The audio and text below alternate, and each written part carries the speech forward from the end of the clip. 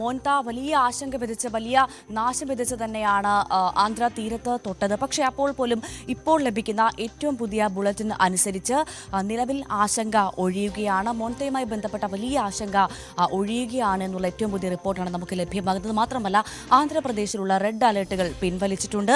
ഏറ്റവും പ്രധാനമായി അടുത്ത 6 മണിക്കൂറിൽ വീണ്ടും ഈ ചുഴലിക്കാറ്റിന്റെ തീവ്രത കുറയുമെന്നുള്ള റിപ്പോർട്ടാണ് ഏറ്റവും പുതുതായി ലഭ്യമാകുന്നത്. നിലവിൽ മോൻത സാധാരണ ചുഴലിക്കാറ്റായി മാറിക്കഴിഞ്ഞിരിക്കുന്നു. അതിൻ്റെ ശക്തി നല്ല രീതിയിൽ കുറഞ്ഞിരിക്കുന്നു. ഇനി വരുന്ന 6 മണിക്കൂറിൽ വീണ്ടും അതിൻ്റെ ശക്തി കുറഞ്ഞ് വലിയ തരത്തിൽ അതിൻ്റെ തീവ്രത കുറയുമെന്നുള്ള റിപ്പോർട്ടുകൾ ഇപ്പോൾ വരുന്നത്. പക്ഷേ അപ്പോൾ പോലും 6 മരണം, ഈ വലിയ കെടുതിയിൽ 6 മരണം റിപ്പോർട്ട് ചെയ്തു എന്നുള്ള വിവരങ്ങൾ നമുക്ക് ലഭ്യമാകുന്നത് സ്ഥിരീകരിക്കുന്ന വിവരമല്ല. പക്ഷെ അപ്പോൾ പോലും അത്തരത്തിലൊരു സൂചനകൾ ലഭ്യമാകുന്നുണ്ട്. 6 മരണം ഈ ആന്ധ്രാപ്രദേശിൽ ഈ വലിയ ചുഴലിക്കാറ്റിൻ്റെ കെടുതിയിൽ ഉണ്ടായിരിക്കുന്നു എന്നുള്ള വിവരങ്ങളാണ് ലഭ്യമാകുന്നത്.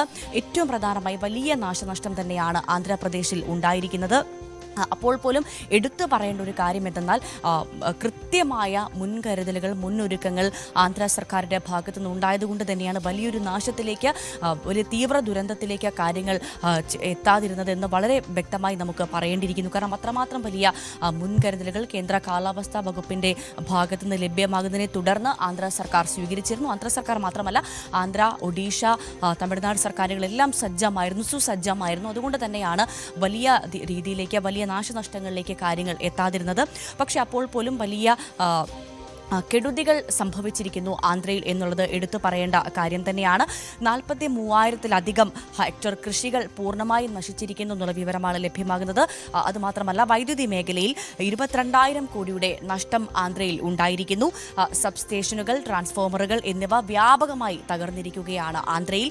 അതുമാത്രമല്ല, ഇപ്പോൾ ഇതാ ശ്രീകാകുളം, വിജയനഗരം, വിശാഖപട്ടണം തുടങ്ങിയ ജില്ലയിൽ ഇപ്പോഴും അതിശക്തമായ മഴ തുടരുകയാണ്. റെഡ് അലർട്ടുകൾ പിൻവലിച്ചെങ്കിൽ കൂടി നിയന്ത്രണങ്ങൾ അല്ലെങ്കിൽ മുൻകരുതലുകൾക്ക് അവിടെ യാതൊരു മാറ്റവും സംഭവിച്ചിട്ടില്ല. ആളുകൾ ഈ വീടുകളിൽ നിന്ന് പുറത്തിറങ്ങരുത് എന്ന കർശന നിർദ്ദേശം ഇപ്പോഴും നൽകിയിരിക്കുകയാണ്.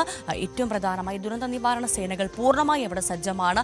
സൈന്യത്തെ അടക്കം വിന്യസിച്ചുകൊണ്ടുള്ള ഒരു മുന്നൊരുക്കമായിരുന്നു ആന്ധ്ര സർക്കാരിൻ്റെ ഭാഗത്തുനിന്ന് ഉണ്ടായിരുന്നത്.